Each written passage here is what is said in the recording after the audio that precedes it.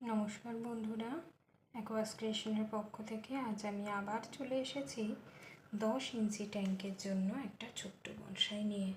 Height approx ওই 5.5.5 আর length কিন্তু ওই 7.5 হতে পারে, 7.5 মতো।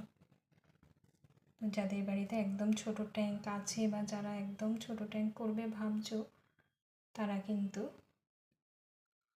এই বনসাইটা একবার দেখতেই পারো।